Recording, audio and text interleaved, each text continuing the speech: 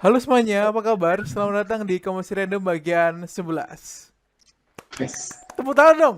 Oke, Oke, oke. oke loh.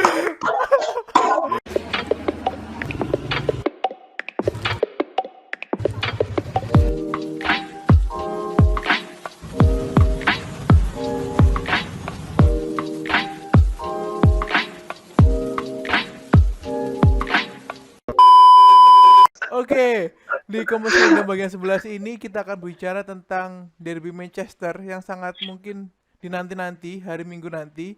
Dan saat ini saya sudah bersama dengan dua teman saya, ada Tasa Elinga dan juga Gary Ananda Pasaribu. Halo semuanya, gimana kabar Brox? It's GGMU kabarnya. Oh, gimana? Fuck GMU. Gimana ini? Long time no see juga ya kita ya? Yoi. iya nih. Udah lama gak ketemu ya. Gimana gak?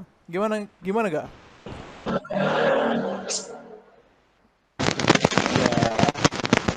kita mau ngobrolin MU langsung ngomongin bola apa WhatsApp dulu? Oh, kita langsung bola dong. Kita fair play juga yo.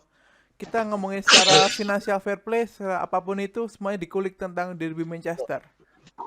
Boleh, boleh. Oke. Sekarang pertanyaan adalah seperti ini, langsung dijotos saja. Manchester City sudah 21 menang berturut-turut.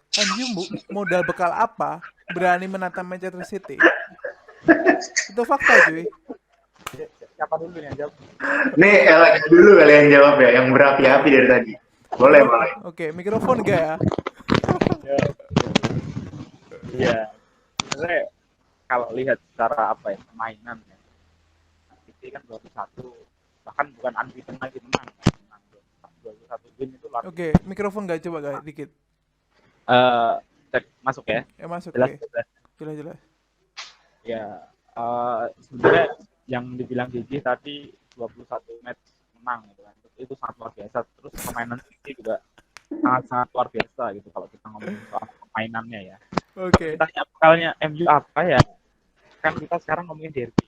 Derby biasanya kalau kita ngomongin derby ya kadang ada ya hal-hal di luar teknis lah. Di luar teknis itu yang bisa jadi peluangnya masih 50-50 buat MU. Oke, 50-50 ya cuy. Kalau ditanya bekal secara teknis ya ada. MU permainannya bisa dibilang katro, udah katro aja udah. Oke. Nah, aku kira Gary juga setuju gitu kan. Kalau ngomongin MU permainan katro itu juga setuju. Gitu.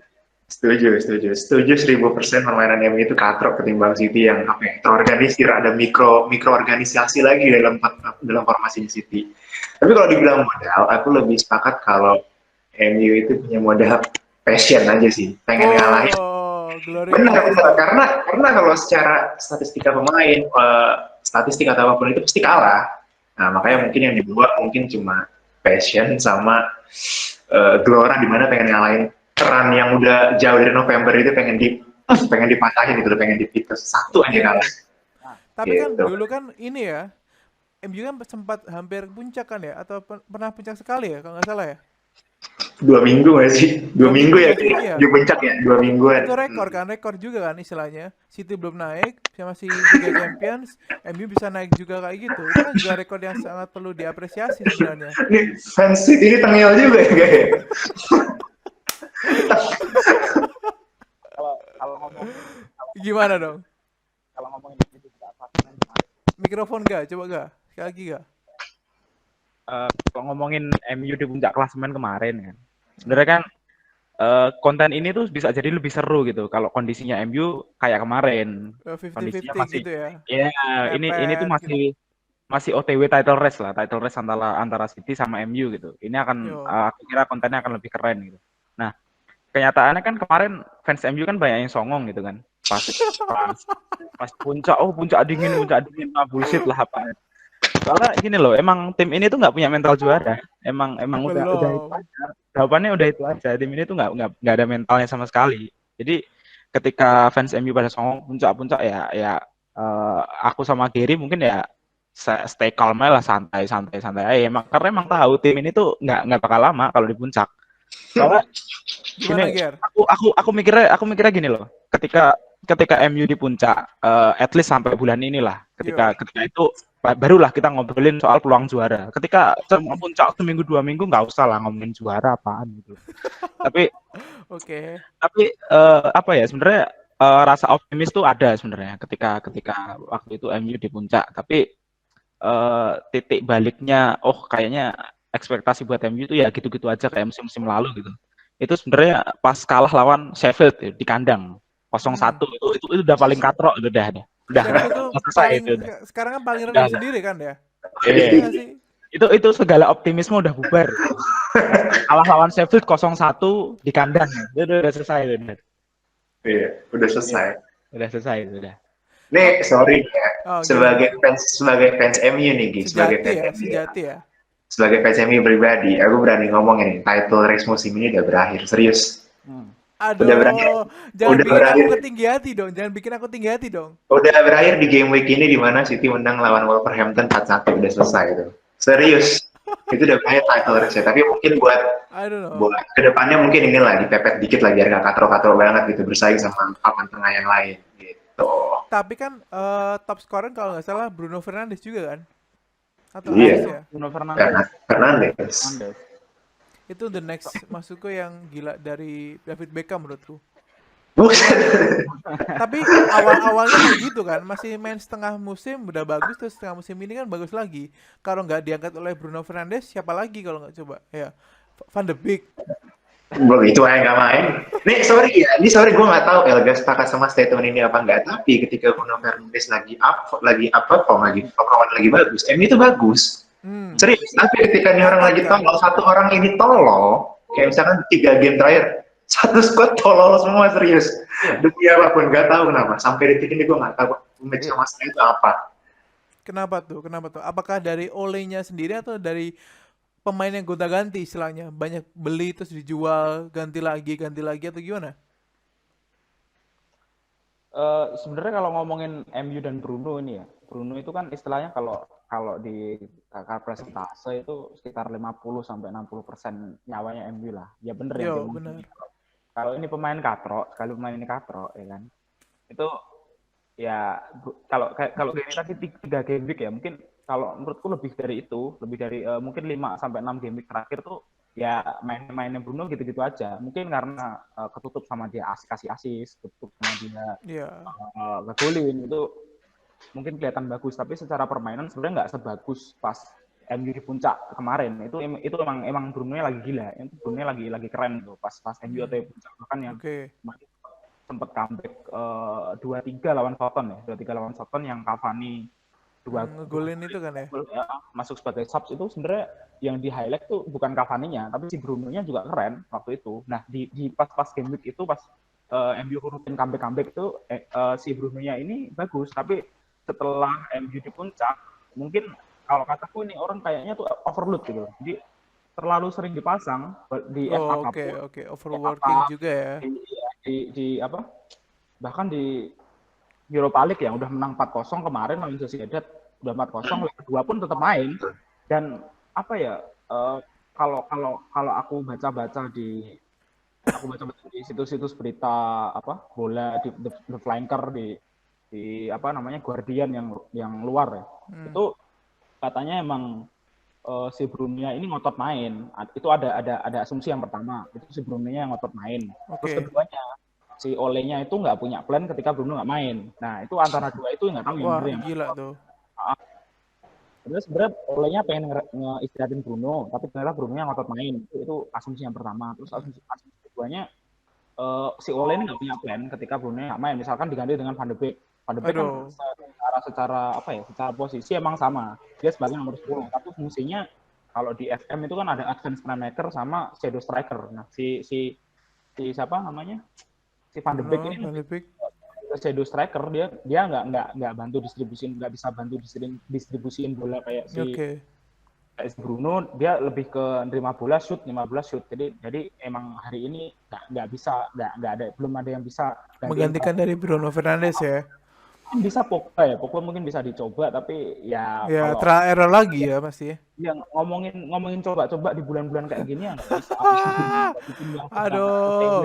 OTW mengejar targetnya entah apapun itu, entah title ataupun Champions League ya. Ataupun itu nggak bisa lagi coba tiga.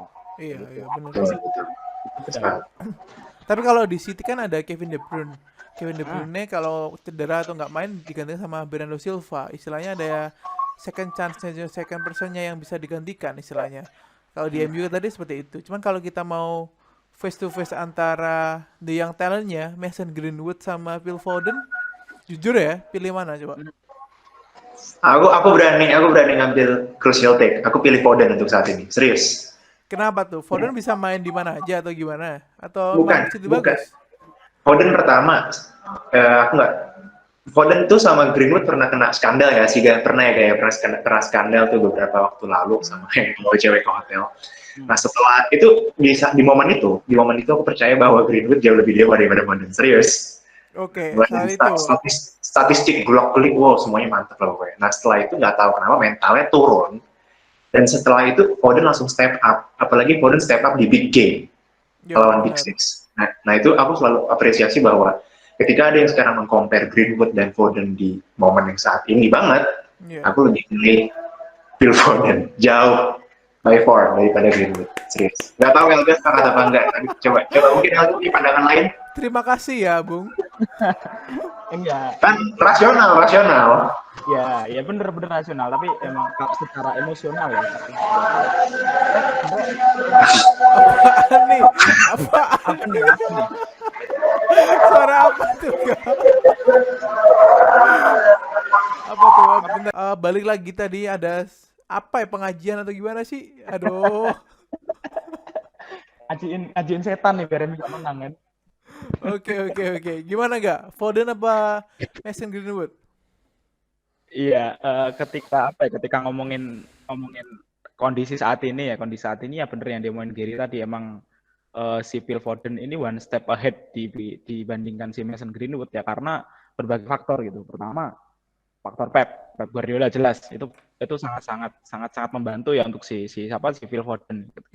Kita tahu lah si Pep ini kan bisa ngembangin pemain sedemikian rupa. Kita udah kelihatan hasilnya siapa aja. Messi, dia dari muda sama Pep, sekarang hasilnya kayak apa. Terus misalkan kita ngomongin ya di Bayern Munchen, Joshua Kimmich datang kan, bos datang itu gila banget. iya, datang di zamannya Pep. Sekarang kayak apa dia mainnya? Gila kan. Terus sekarang Yo. di City dia ada Phil Foden. Terus si Pep ini juga suka, kalau aku pernah baca itu dia suka pemain yang bisa main di berbagai posisi. Iya, Nah, salah itu satunya Phil Pep. Foden kan. Salah satunya Phil Foden. Nah, Ya, left wing. kenapa pada akhirnya Phil Foden sangat-sangat berkembang di bawah Pep ya? Karena si Pep ini udah jelas gitu loh, dia ngembangin pemainnya kayak gimana. Terus kedua dia juga suka pemain yang berkembang bisa main di berbagai posisi kayak gitu.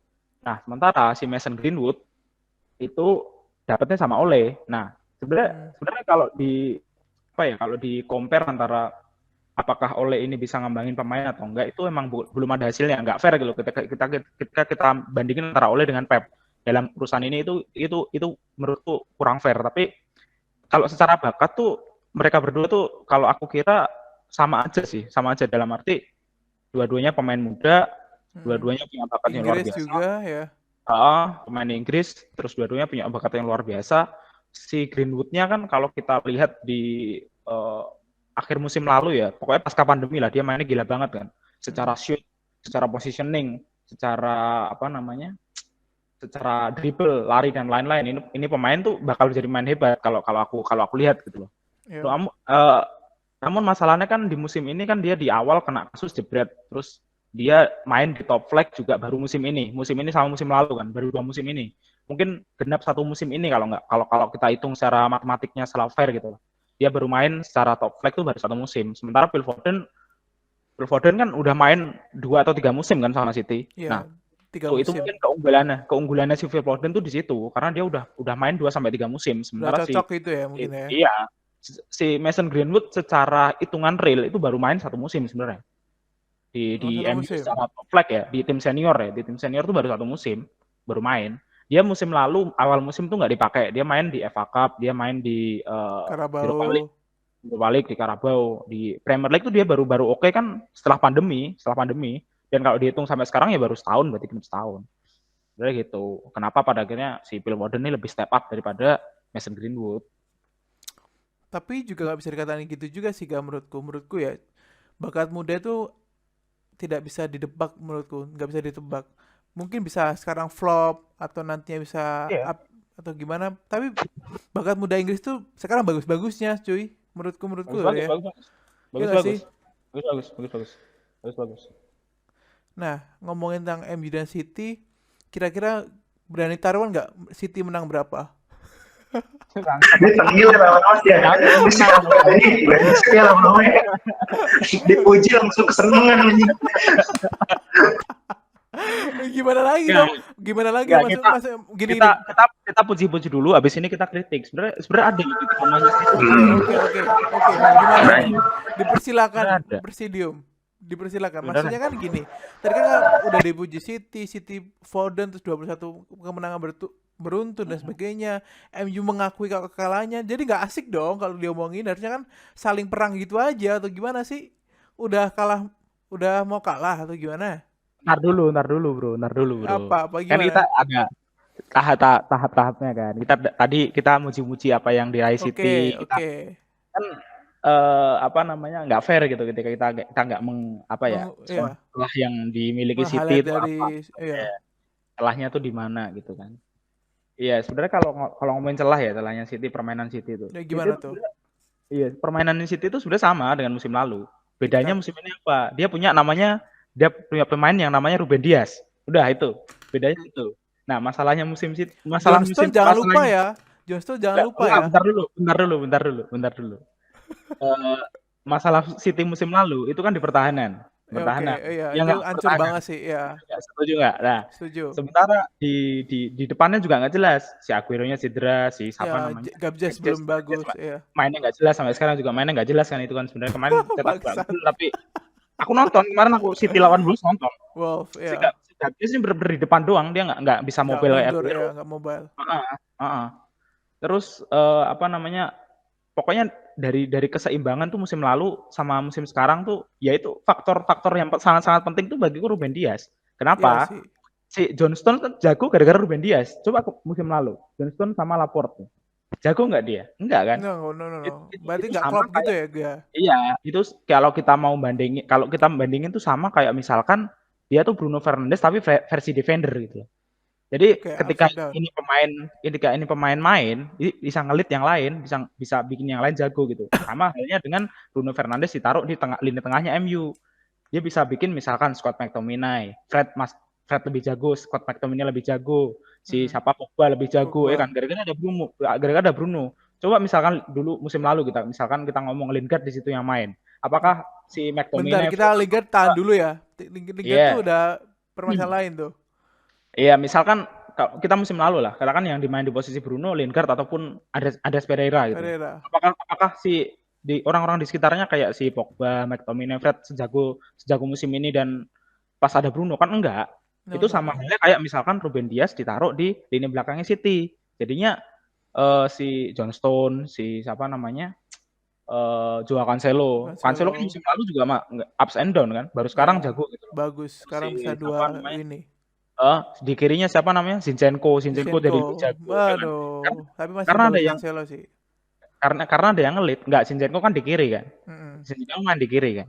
Nah, itu karena kalau aku kira faktornya Ruben Dias ini emang apa ya, aku harus akui pemain City yang paling paling aku respect lah untuk saat ini Ruben Dias. Dan masih 23 nggak salah Ruben Dias ya. Masih muda juga. Gila dia. Iya. Kalau itu bakal lebih gila daripada Virgil van Dijk sih. Wow, berani dengan Virgil van Dijk ditantang fans Liverpool nih. Nah, gimana? Liverpool habis kalah ini. Chelsea 1-0. Gimana sih? Ini Red Devil berkumandang, ini ada azan. Jadi ternyata di Malang gitu.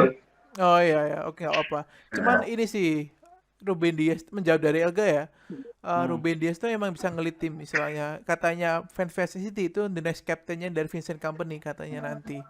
Cuman dengan ada Ruben Dias tuh kan kehilangan dari Otamendi. Dulu pertama kali aku jujur mau beli Ruben Dias tuh aku sedikit kecewa kalau soalnya ditukar sama Otamendi. Otamendi kan udah senior istilahnya kan kayak gitu. Terus masalahnya adalah apakah bisa konsisten dari Ruben Dias ini menurutmu atau gimana? Kalau untuk musim ini ya sampai akhir musim sih aku rasa konsisten ya untuk si Ruben Dias. Nah pertanyaan di musim depan gitu.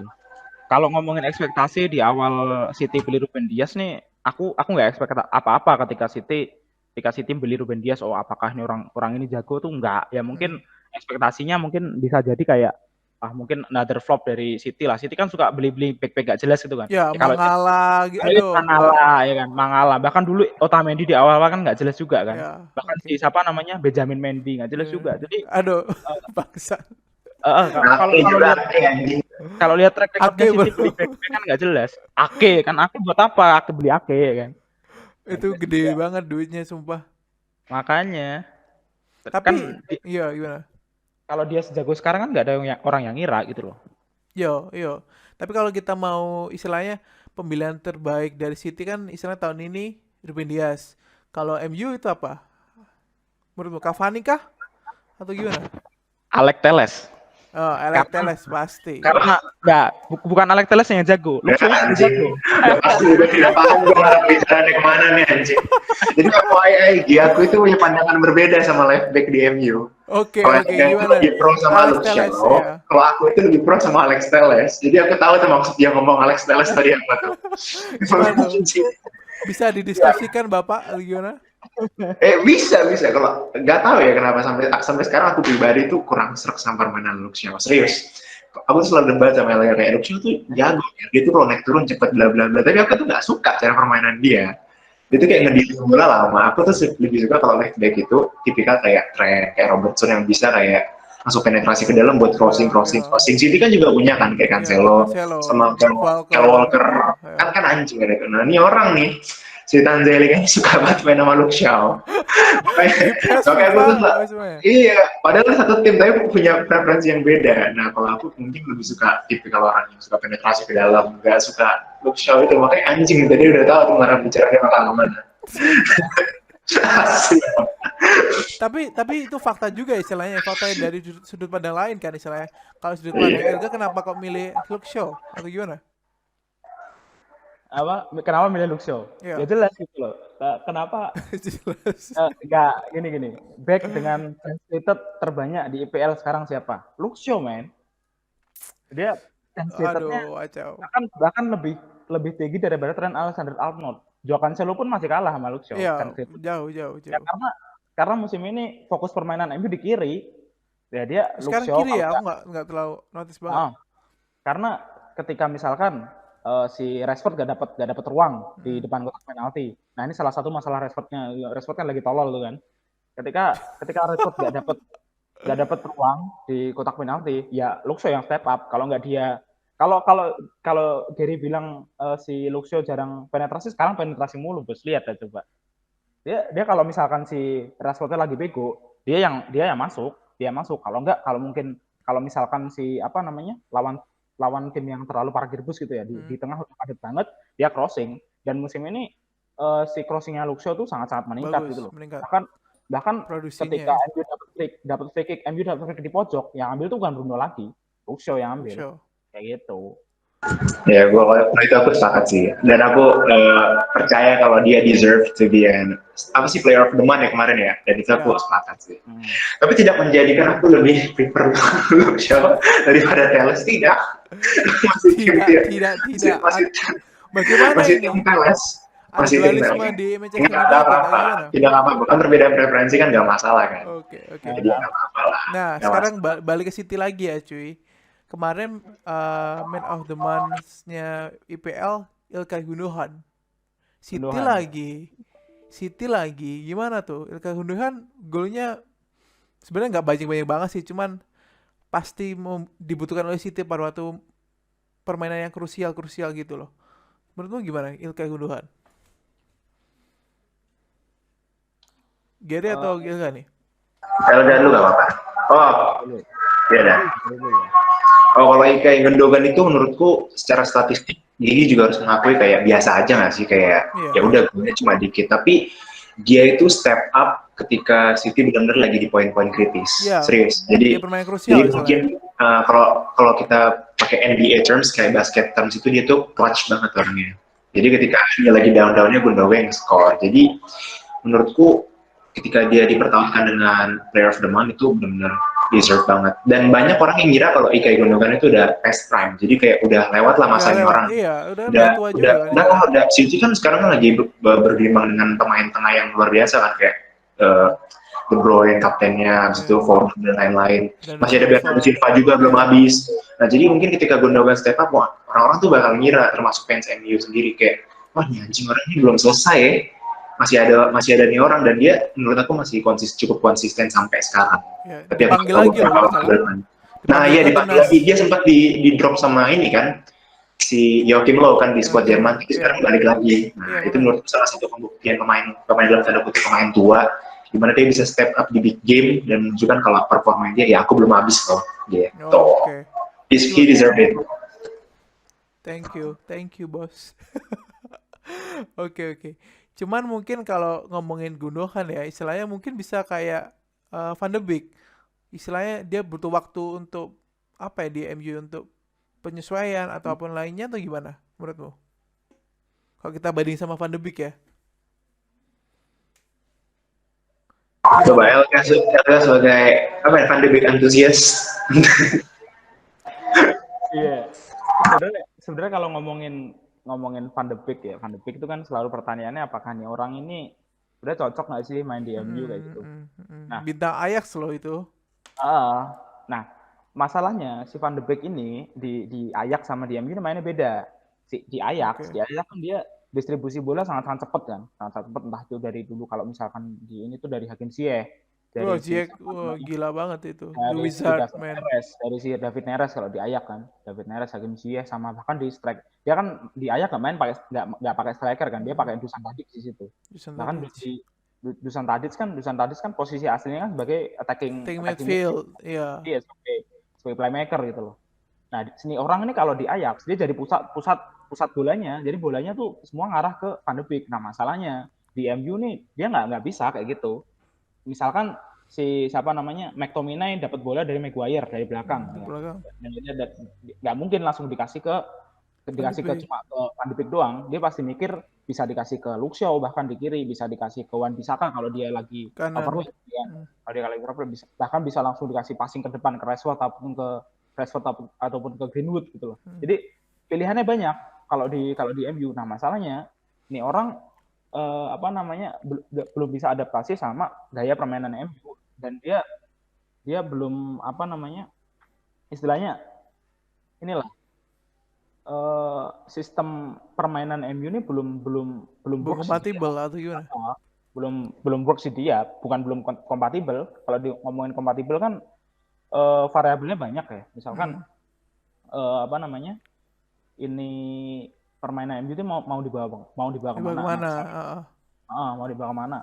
Nah, sejauh ini kan ketika ngomongin gaya serangan MU kan ke Bruno dulu baru ya, ke depan gitu loh. Passing kemana depan? Ya, Van de Beek ini nggak bisa jadi playmaker kayak Bruno kayak gitu. Dia bisa main, dia tuh pernah main bagus tuh di MU kalau nggak salah FA Cup kalau nggak salah. Nah, ini orang harus main kalau ada pemain kreatif di sampingnya. Waktu itu di FA Cup itu kalau nggak salah di sampingnya itu ada Juan Mata di situ. Juan Mata udah sedikit terlupakan sedikit menurutku. Iya, dia bisa main kalau misalkan ada Bruno ataupun Juan Mata di sampingnya kayak gitu. Kalau menurutku ya untuk sekarang. Oke. Terus ini nih yang kemarin tuh jadi shock moment, istilahnya Jesse Lingard jadi bagus lagi katanya. MU nggak nyesel tuh atau gimana? Enggak nyesel. Udah bukan wonderkid lagi, nggak nyesel. Kenapa? Di besok tapi justru happy ya sih, bukan nyesel, happy ya sih. Jadi dia deserve a second chance gitu loh. Jadi kayak di MU jujur ya, kalau kita ngeliat talenta MU yang sekarang, Lingard sama talenta yang sekarang itu jauh banget kalau kita boleh jujur. Jadi menurutku pribadi ketika dia pindah ke West Ham terus dia punya pembuktian, ini loh ternyata aku bagus gitu ya, kita juga bangga gitu sebagai fans MU. Apalagi yang di sana, yang orang Inggris sana kan mengidolakan Sterling. Lingard tuh idolain banget. Iya kan? Iya, kita bangga gitu, kita senang. Tapi nanti ini kan biasanya kan berujung sama pertanyaan kan, bakal dibilain nggak sih sama MU? Aku sih nggak sepakat. Jadi biarin aja di sana. Ini lagi prime-nya dia, tunjukin aja prime lo di West Ham atau di apapun itu terserah gitu. Aduh, kasihan Pogba ya istilahnya ditinggal temennya ya. Oh, joget-joget squad ya? Temen joget. Oh iya, terus ini yang menarik tuh. Pogba katanya siap di Lego atau gimana? Ada transfer issue kayak gitu. Jual aja sih, jual pokoknya. Iya, Kenapa enggak? ada rumornya. Iya, kenapa jual makan? Kan masih bagus-bagusnya istilahnya, masih duitnya masih tinggi juga kan? Nggak nyesel atau gimana? Sebenarnya tergantung ketika MU dapat gantinya Pogba atau enggak. Tapi ketika MU nggak dapat gantinya jangan dijual. Tapi misalkan Aduh. kayak gitu loh. Soalnya Oke, ini pemain tuh agennya sih ya bangsat tuh, si Mino Raiola tuh bangsat gitu. Jadi suka bikin rumor gak jelas yang bikin malah kalian bikin balik ke Juventus lagi atau gimana kan uang nggak jelas gantinya banget. MU gak jelas kayak gitu. Ini agennya yang bangsat sih, agennya si Pogba-nya bangsat. Tapi kalau situasinya masih kayak gitu, agennya bangsat dan lain-lain, itu kalau as long harganya masih tinggi, mending jual aja si Pogba. Biar balik modal ya. Iya. Oke. Terus kiper, beralih ke kiper. Kemarin beli dari kipernya Sheffield dari Dan Henderson. Gimana? Nggak beli bos, itu akademi bos. Ya akademi, balik lagi. Asli kita bos itu bos. Akademi bos. Kan kasihan yang itu siapa keduanya siapa? Lee Grant ya. Romero. Kan kasihan Romero. Padahal kan Romero timnas dari Argentina loh. Kok berani diganti sama yang muda-muda? Atau emang udah waktunya untuk kelar aja? It's called the competition ya nggak sih kan? Apa? It's called the competition ya, kompetisi lah. Ketika ente lagi bagus dan ente masih muda, kenapa nggak dipakai gitu? Sekarang kan ibaratnya De Gea lagi prime. Mau pas prime lah, tapi mungkin kita bisa nyicil kayak ini muda kasih main dulu dikit, jadi dia bisa nyicil waktu jam terbang gitu loh. Okay. Nah kalau misalkan kita dihadapkan sama pilihan ada yang muda dan punya talenta, kenapa kita harus maksakan diri pakai yang udah tua dan udah ngelewatannya? Gitu loh. Jadi kan sekarang kerjaannya staff MU itu paling nyicil dulu lah buat gantiin De Gea di kayak investasi jangka panjang kurang lebih gitu sih. Udah kayak reksadana aja ya. Iya. Siapa lagi bos mau gantiin De Gea kalau dia lagi hancur? Kok hancur sih bangsat. Iya. Tapi masih ancuran City kipernya bos. Kalau Ederson nggak main sekarang siapa lagi nggak ada kiper yang berpengalaman? Iya nggak sih? Ederson pasti main terus dari City ya kalau dari City ya. Si kipernya siapa tuh? Steven ya, itu masih belum selevel lah, belum selevel sama kalau misalkan dibandingkan sama si Ederson ya. Belum. Terus mau yang tua, siapa itu yang dari siapa sih yang tua? Itu Brighton ya. Matt Ryan. Nggak mungkin juga bos. Matt Ryan. Nah, makanya masih mendingan MU malah dari kiper ya kalau menurutku ya. Paling mending emang MU tuh rotasi kiper tuh paling enak. Dean Henderson-nya dulu musim lalu udah membuktikan sama si Sheffield kan dia salah satu saves terbanyak, salah satu clean sheet terbanyak. Ininya kan udah membuktikan hampir semuanya gitu loh kalau dalam konteks IPL ya. Oke. Dari IPL. Terus berani berapa nih kalau aku mau taruhan? Berani berapa juta atau berani berapa untuk kemenangan City? Salah. Ini tuh kalau aku bilang tuh match-nya 50-50. Tapi masih 50-50 juga sih menurutku ya. 50-50. Bukan berarti kalau kita muji-muji City di awal ya emang City lagi keren. Emang secara permainan City ini entah siapapun yang main sistemnya udah jadi kayak gitu loh. Kalau Pep ini kan pelatih setengah filsuf kan. Jadi dia dipikirin tuh apa-apa itu kan, detail karena itu kan. Jadi City ini kalau secara sistem kan entah siapapun yang main, misalkan si De Bruyne cedera, ditaruh di situ Gundogan. Ya, Silva Gundogan ya. Timnya terjalan. Emang bagus. Ada pelapisnya. Kalau kita ngomongin match hari Minggu ntar ya masih 50-50. Soalnya yang pertama ini derby, yang kedua ya MU nggak bisa diremehin juga. Secara permainan pasti. Bola itu bundar bos. Nggak inilah, kita nggak terlalu inferior lah. Misalkan kita di level West Brom ataupun bahkan tim paguyuban tuh apa namanya yang logonya kayak meriam itu? Arsenal, ya itu kan tim papan bawah, udah bukan perbincangan kita lagi. Iya, itu kan dari paguyuban itu loh, dari paguyuban. Kita nggak se-inferior itulah, kita nggak se-inferior. Ini misalkan City ya hari Minggu nanti. Oke, kita melihat ya. Terlalu pegang bola misalkan, kayak di jangan lupa. Ole ngalahin Pep Guardiola 2 kali. Iya, itu kemarin. 2 kali musim lalu. Jangan lupa. Masih ada kunci secretnya dari MU pasti. Iya. Ketika City terlalu pegang bola ke depan, pasti lock belakang. Si Rashford dapat ruang, si Greenwood dapat ruang, selesai udah itu kelar. Ya, dan Anderson bukan tipe-tipe kiper yang defensif gitu istilahnya. Iya. Betul. Berapa kali Anderson dibobol sama si Rashford? Berkali-kali.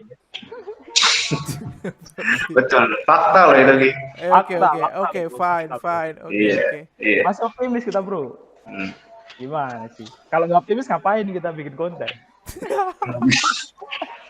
Kalau kuncinya di Rashford sih. Kalau itu step up aja, pasti bisa, paling nggak bisa golin lah, aku nggak bilang menang ya. Paling nggak bisa menang lah. Nah, jujur kemarin tuh lawan Chelsea aku agak kecewa sih, karena dia agak turun banget performanya, padahal banyak banget chance yang dibikin. Nah, kalau dia bisa step up, pasti bisa golin menurutku. Nggak tahu menang apa kalah, siapa tahu. Oleh punya plan lain kan, cuma pengen draw, kita nggak tahu kan. Iya, sebenarnya main aman aja mungkin ya, bisa jadi main aman, paling nggak biar nggak kesalip sama Leicester, kalau nggak Chelsea kan udah mulai merintah tuh ke atas, udah mulai crawling lagi. Kalau title race tuh udah berakhir serius, game week sisa berapa sih, udah nggak nyampe 10 kan, jadi ya udah susah balik, dan nggak mungkin City kalah 5 kali berturut-turut, nggak mungkin, jujur aja. Kuncinya jadi match besok istilahnya ya. Tapi kita akan lebih senang bila City kalah sih. Iya. Tapi main di mana sih, lupa aku, di Etihad atau di Etihad dengan ya emang dari dulu emang kosong sih, ya kayak pandemi nggak ada beda. Jadi City tetap dengan kondisi yang normal lah. Oke, fine. Oke. Kritik diterima dengan baik Bapak Ibu ya. Terima kasih. Oke, terakhir aja nih. Skor berapa deh buat besok? Aku kali ya, sebagai fans MU, as a Manchester United fans, 2-1 untuk MU. Oke, 2-1 untuk MU. Oke, fine. Diterima. Oke. Gimana dari semua praktikal semua yang kita bicarakan, dari teori, dari teknisi, dan juga dari nantinya di lapangan, bola itu kan bundar kan, nggak bisa diprediksi juga nih istilahnya. Berapa?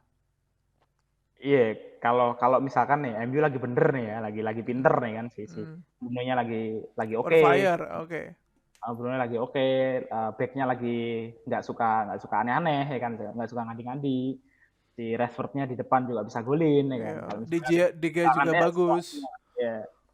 Semua keadaan berjalan normal ya, kita sesuai sama jumlah kita hari ini gitu loh. Oke. MU ya kan 1-1. 2-1. Oke, 2-1. Oke. Kalau aku masih berani 3-0 sih. Sorry cuy. Oke. Boleh. Arsenal. Oke, kemarin Mas sama Boh kan 4-1 masih bisa lah. 2-0 mungkin. Pokoknya clean sheet lah. Buset. MU-nya kan. City bos. Oke, Bos. Terima kasih buat teman-temanku, 2 orang dari fan Manchester United sudah berbincang di Komisi Random. Ada apa? Ya, sebenarnya ada hal yang menarik gitu loh, pengen aku tanyain ke ke kalian ini, termasuk ke diriku sendiri sih. Maksudnya ketika ngomongin rivalitas nih kan, kita kan ngomongin derby nih kan musim ini. Pertandingan ke depan itu kan kita ngomongin derby kan. Nah, sejak kapan sih kalian itu merasa bahwa MU sama City itu emang rivalan itu loh. Emang ini tuh derby itu panas ya gitu loh. Ini sejak kapan gitu loh? Sejak kapan? Oke, sejak ada Syekh Mansur datang di City. Pertanyaan lagi, kan kalau Giri itu jadi fans MU kan udah lama tuh kan. Udah lama, mungkin kita dari SD lah, dari zamannya si Ronaldo, si Rooney, Tevez masih main di situ gitu loh. Nah, pertanyaan Anda ini ya kan. Ketika tahun Black Phillips ya kan, ketika Richard Dunne ya kan. Ketika Richard Dunne, Sai Given main di situ, Anda sudah tahu semua Manchester City apa belum gitu loh. Aduh, belum Ini bos, sudah belum kapan? bos, belum bos. Aku pertama kali suka dengan City itu dengan datangnya trio dari David Silva, terus Jerome Boateng, itu udah membuat, terus main di PES, udah bukan di PES sih, masih WE dulu cuy, masih WE tuh mana David Silva tuh bisa ngegulin, bisa ngocek dengan baik, itu menurutku aku suka sih, dari situ aku mulai suka. Terus dari pertama kali menang dari IPL, golnya Aguero yang sangat bersejarah itu, wah sampai Bangsat. Anjing ya orang yang lama ya. Bangsat Aguero. Iya, Ada nelpon kan, oh. iya kan Ya. nggak sih, kan title race kan istilahnya, cuma Iya. goal diferensial kan, itu benar-benar membekas di hatiku. City cuy. Wah, itu sih menurut aku. Ya, kalau menurutku rivalitas ini tuh beneran itu ya emang kan kita tumbuh nonton bola kan juga di awal 2010-an. Ya. Pasti kita baru intens nonton bola mungkin kelas 6 SD ataupun kelas 1 SMP gitu kan. Nah, itu tuh emang ketika kita awal-awal nonton bola tuh emang lagi apa ya, rivalitasnya MU sama City itu memang lagi prime-prime-nya. Kalau dalam kacamata Kacamataku ya. ketika ngelihat rivalitas antara MU lawan City itu pertama mulai ketika Rooney salto. Rooney salto. Nah, itu tuh udah mulai udah panas tuh, udah panas. Okay. Terus selanjutnya kan MU dibantai kan di Old Trafford 6-1 ya, tuh. Nah, itu udah mulai. Itu udah mulai ya. Udah mulai panas. Oke. Cukup untuk hari ini menurutku. Kita lihat saja besok. Game apapun, sebaik apapun, seburuk apapun, bola tetap untuk dinikmati cuy. Iya enggak? Yo, thank you teman-temanku buat semuanya, buat Gary dan juga buat Elga. Kita lihat besok di hari Minggu. So, thank you. Bye-bye. Thank you semuanya.